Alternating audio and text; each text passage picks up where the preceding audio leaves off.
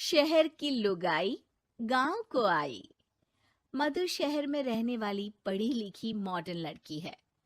वो और पवन साथ कॉलेज में पढ़ते थे। धीरे धीरे उन दोनों में प्यार हो गया। पर पवन गांव में रहने वाला एक साधारण सा लड़का है। मधु के पिता हमेशा उसे ये बात कहकर ताना देते हैं। तुम वहां गांव में कैसे एडजस्ट करोगी? शादी करके तुम गांव तो चली जाओगी, पर अपनी सारी मॉडर्न सोच और चीजें यहाँ शहर में ही रख कर जाना। ये सुनकर मधु को बहुत गुस्सा आता है। तो क्या हुआ अगर वो लोग गांव के हैं?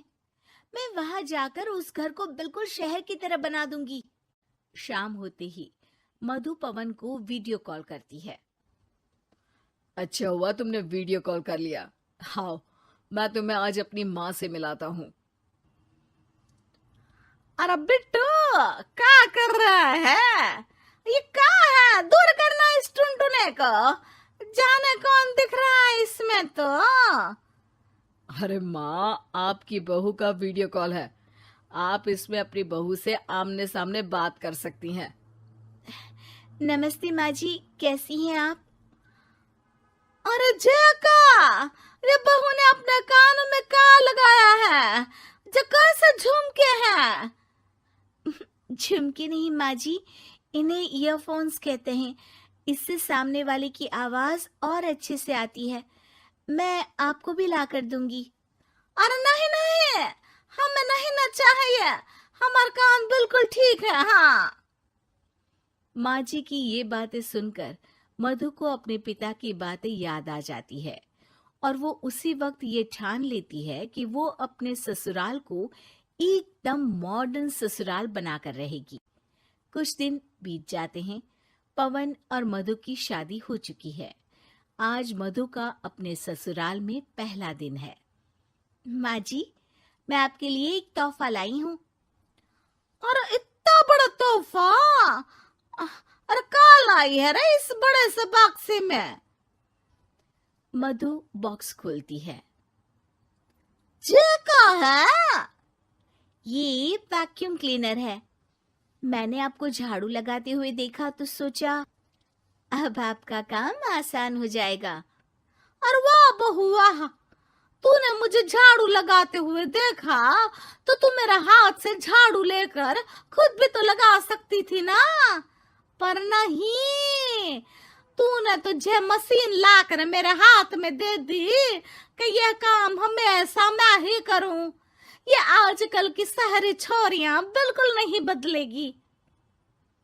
मधु को मन ही मन गुस्सा आता है, पर फिर भी अपना गुस्सा भूलकर मधु माजी को वैक्यूम क्लीनर इस्तेमाल करना सिखाती है।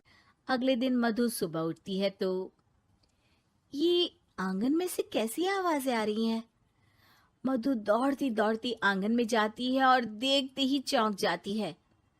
अरे माँ जी, ये आप क्या कर रही हैं? और वो कहा है ना, सुबह मैं जब कुएं से पानी निकाल रही थी तो मेरे कान की बाली उसमें गिर गई थी। तो ये तेरा वैक्यूम ना सारी चीजें अपनी तरफ खींच लेता है ना, तो मेरी बाली भी तो निकाल ही देगा। उसी की कोशिश कर रही हूँ, पर न जाने क्यों अब ये चालू ही नहीं हो रही तेरी मशीन। अब वो चालू होगी भी नहीं। पर अब कुएं में से पानी निकाल क्यों रही थी? अरे कमाल करती हो ना बहू। पीने के लिए पानी क्या तेरे मायके से लाऊं मैं? अरे कुएं से ही तो निकालना पड़ता है। हाँ, पीने के लिए पानी, और वो भी कुएं से। मधु दिमाग लगाती है और थोड़ी ही देर में घर में वाटर प्यूरिफायर लगवा देती है। ये देखिए माँ जी, इसमें बस एक बार पानी भर देंगे तो नल में पानी साफ होकर बाहर आएगा। अरे वाह रे बहू, ये तो बहुत ही बढ़िया चीज है। रात हो जाती है। मधु जैसे ही प्यूरिफायर का नल चालू करती है तो वो अचानक से फट जाता है और सब जगह पानी पानी हो जाता है। अरे ये क्या हुआ? ये क्या हो गया? मैंने तो बस इसमें उबला हुआ पानी डाला था, ये इतनी जल्दी खराब हो गया। अरे ये सारी शहरी चीजें सब ऐसी ही होती है कबूरी। क्या आपने इसमें उबला पानी डाला था?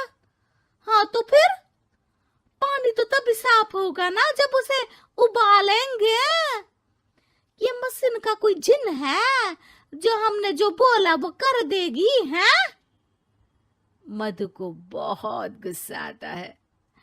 इस तरह तो मेरा अपने ससुराल को मॉडर्न बनाने का सपना अधूरा ही रह जाएगा। नहीं, मैं इस तरह से हार नहीं मान सकती। थोड़े ही दिन में मधु पूरे किचन को मॉड्यूलर किचन में बदल देती है। अरे वाह बहुआ, इतनी सारी अलमारियां! माँ जी मॉड्यूलर किचन देखकर बहुत उत्सुक हो जाती है। ये बक्सा का है। बहू ने शायद गलती से इसे यहाँ रसोई में रख दिया है, पर है तो ये बहुत ही बढ़िया। अगले दिन सुबह, अरे मायरी क्या हो गया? मैं तो बर्बाद हो गई। मेरी सारी पूंजी जलकर राख हो गई। हे राम, अब मैं क्या करूं? माँ जी की रोने की आवाज सुनकर मधु दौड़ी दौड़ी किचन में आती है और इतना धुआं देखकर घबरा जाती है। ये सब कैसे हुआ माँ जी? ये आग कैसे लगी?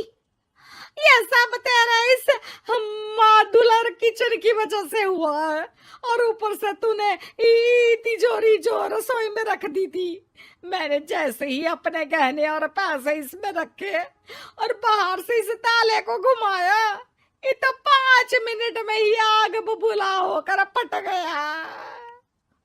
अरे माँ जी, ये तिजोरी नहीं है, ये तो माइक्रोवेव है। इसमें गहने नहीं रखते, खाना गर्म करने के लिए होता है ये। और ये जो आपने घुमाया ना, ये ताला नहीं है, आपने इसके टेम्परेचर को फुल कर दिया, इसलिए ये फट गया।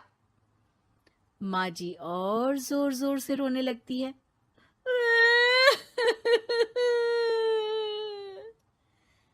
मधु सर पीट लेती है और कसम खाती है कि अब ससुराल को मॉडर्न बनाने की कोई कोशिश नहीं करेगी। मुझे माफ कर दीजिए माँ जी, आप जैसी हैं वैसी ही ठीक है।